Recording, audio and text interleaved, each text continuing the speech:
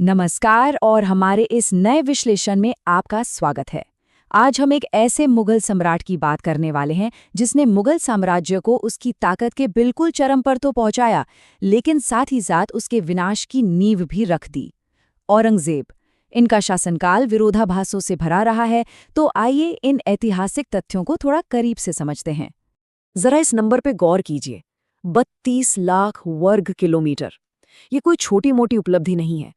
अपने 49 सालों के लंबे शासन में औरंगजेब ने इतने विशाल भूभाग और लगभग 15 करोड़ लोगों पर राज किया। इतिहास में मुगल साम्राज्य का ये सबसे बड़ा और अभूतपूर्व विस्तार था। आज हम उनके 88 साल के इस लंबे जीवन और जटिल शासनकाल को कुछ हिस्सों में बांटकर देखेंगे। हम शुरुआत करेंगे सत्ता के चरम से, फिर उनके शुरुआती अभियान, वो खूनी उत्तराधिकार, उनकी सख्त नीतियां, विद्रोहों का दौर और अंततः साम्राज्य के पतन तक का सफर तय करेंगे। तो सबसे पहले बात करते हैं सत्ता के चरम की। इतिहास में छठे और अंतिम महान मुगल के रूप में पहचाने जाने वाले इस शासक का पूरा शाही नाम था अबुल मुजफ्फर मुहिउद्दीन मोहम्मद औरंगजेब आलमगीर। अब जरा इस घटना की कल्पना कीजिए। मई 1633 का वक्त था। औरंगजेब सिर्फ 15 साल के थे। अचानक एक बेकाबू युद्ध हाथी भगदड़ मचाता हुआ सीधे उनकी तरफ आ गया।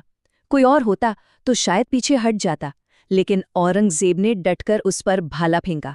इस अदम्य साहस को देखकर उनके पिता शाहजहां ने उन्हें बहादुर का खिताब दिया और बाकायदा उन्हें सोने से तौला गया। अब आगे बढ़ते हैं उनकी युवा और शुरुआती अभियानों की तरफ। ये जो बहादुरी थी ना, ये जल्द ही असली सैन्य नेतृत्व में बदल गई। लेकिन इसके साथ ही परिवार के अंदर मनमुटाव भी शुरू हो गया था। करियर के लिहाज से उनका उत्थान बेहद तेज था। 1634 में उन्हें पहली बार 10,000 घोड़ों की कमान और लाल तंबू का शाही विशेषाधिकार मिला। 1636 आते आते वे दक्कन के वाइसरॉय बन गए। लेकिन 1644 में एक बड़ा पारिवारिक ड्रामा हुआ। उनकी बहन जहां आरा बुरी तरह जल गई थी और औरंगजेब उनसे मिलने पूरे 3 सप्ताह की देरी से पहुंचे। इससे शाहजहां इतने क्रोधित हुए कि उन्होंने औरंगजेब को उनके सभी पदों से बर्खास्त कर दिया। और यही पारिवारिक तनाव आगे चलकर उत्तराधिकार के एक खूनी युद्ध में बदल गया। 1657 में जब शाहजहां गंभीर रूप से बीमार पड़े, तो मयूर सिंहासन पर कब्जे के लिए उनके 4 बेटों के बीच एक बेहद क्रूर जंग शुरू हो गई। दरअसल ये सिर्फ 2 भाइयों की लड़ाई नहीं थी, ये 2 बिल्कुल अलग विचारधाराओं का टकराव था। एक तरफ थे शाहजहां के सबसे चहेते बेटे दारा शिकोह, जो काफी धर्मनिरपेक्ष और दार्शनिक सोच रखते थे, और दूसरी तरफ थे औरंगजेब, अत्यधिक रूढ़िवादी, अपने धर्म के प्रति गहराई से समर्पित और कूटनीति के पक्के मास्टर। सत्ता हासिल करने का उनका ये रास्ता बिल्कुल साफ और निर्मम था। औरंगजेब ने सबसे पहले अपने छोटे भाई मुराद के साथ गठबंधन किया, फिर आगरा में दारा शिकोह को हराया, जिसे बाद में एक बलूच सरदार ने धोखा दिया।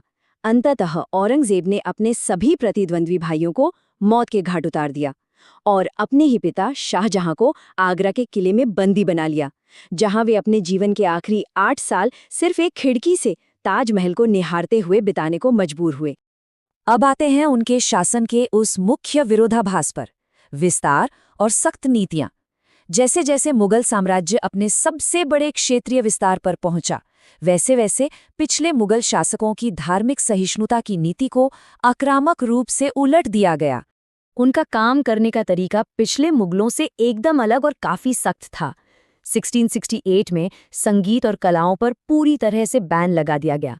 1665 में सोमनाथ, बनारस के विश्वनाथ और मथुरा के केशव राय जैसे प्रमुख हिंदू मंदिरों को तोड़ने के आदेश दिए गए। इसके अलावा ईसाई धर्म प्रचारकों को भी निशाना बनाया गया। ये एक पूरी तरह से कट्टरपंथी शासन की शुरुआत थी। लेकिन इतिहास में कई बार बड़ी हैरान करने वाली विडंबनाएं देखने को मिलती हैं। जरा सोचिए, जिस इंसान ने पूरे साम्राज्य और अपने दरबार में संगीत पर पाबंदी लगा दी और संगीतकारों को बाहर निकाल दिया, वो खुद वीणा बजाने में बेहद माहिर था। जी हाँ, औरंगजेब खुद एक बेहतरीन वीणा वादक थे। ये उनके व्यक्तित्व का एक बहुत ही दिलचस्प और जटिल पहलू है। अब बात करते हैं विद्रोहों के दौर की। जाहिर है, इन सख्त नीतियों और कभी खत्म न होने वाले दक्षिणी अभियानों का एक बड़ा असर होना था। इन चीजों ने पूरे उपमहाद्वीप में एक भयंकर और न झुकने वाले प्रतिरोध की आग भड़का दी। ये विद्रोहों की ऐसी श्रृंखला थी जो रुकने का नाम ही नहीं ले रही थी। 1659 में शिवाजी का शाइस्ता खां पर हमला, 1669 में गोकुला के नेतृत्व में जाट विद्रोह, 1670 में सिख गुरु तेग बहादुर का कड़ा प्रतिरोध, 1671 में अहोमों का युद्ध, 1672 में दिल्ली के पास सतनामियों का विद्रोह और फिर 1689 में वीर दुर्गादास के नेतृत्व में राठौड़ विद्रोह। इस लगातार पड़ रहे दबाव के कारण मुगल सेना थक रही थी और साम्राज्य भीतर ही भीतर टूट रहा था। और यहीं पर एक और बहुत बड़ा विरोधाभास सामने आता है। अपनी इन तमाम कट्टर नीतियों के बावजूद क्या आप जानते हैं कि औरंगजेब की सैन्य सफलता किस पर सबसे ज्यादा निर्भर थी? राजपूतों पर। वे उनकी दक्षिण सेना की रीढ़ की हड्डी थे और नीतियों से नाखुश होने के बावजूद उन्होंने पूरी निष्ठा से मुगल युद्ध अभियानों में उनका साथ दिया। अंततः हम पहुंचते हैं आखिरी पड़ाव पर, मृत्यु और साम्राज्य का पतन। युद्ध की इस निरंतर स्थिति ने मुगल साम्राज्य को उस हद तक थका दिया जहां से उसकी वापसी नामुमकिन थी। 20 फरवरी 1707 को खुलदाबाद में 88 साल की उम्र में औरंगजेब का निधन हो गया। लेकिन जाते जाते वे अपने पीछे क्या छोड़ दें? एक ऐसा साम्राज्य जो अंतहीन विद्रोहों और युद्धों के बोझ तले पूरी तरह से बिखर चुका था। बाहर से विशाल दिखने वाला ये साम्राज्य अब अंदर से बिल्कुल खोखला हो चुका था। औरंगजेब के शासनकाल में लगे इन झटकों ने मुगल साम्राज्य के पतन की जो शुरुआत की, वो एक धीमी लेकिन निश्चित प्रक्रिया थी। आने वाले उत्तराधिकारियों के समय सत्ता लगातार कमजोर होती गई और इसका अंतिम अंत हुआ 1858 में, जब अंग्रेजों ने अंतिम मुगल सम्राट बहादुर शाह जफर द्वितीय को निर्वासित कर दिया और इस तरह मुगल साम्राज्य का पूरी तरह से पतन हो गया। तो ये पूरा विश्लेषण हमें एक अंतिम और सबसे महत्वपूर्ण सवाल पर लाकर खड़ा कर देता है। क्या पूर्ण सत्ता और नियंत्रण हासिल करने की चाहत ही अंततः पूर्ण विनाश का कारण बनती है? औरंगजेब को इतिहास में अंतिम महान मुगल माना जाता है, लेकिन उनका जीवन हमें ये सोचने पर मजबूर जरूर करता है कि कैसे अत्यधिक कठोरता अक्सर खुद अपने ही पतन का रास्ता तैयार कर देती है। आज के इस विश्लेषण में हमारे साथ जुड़ने के लिए आपका बहुत बहुत धन्यवाद।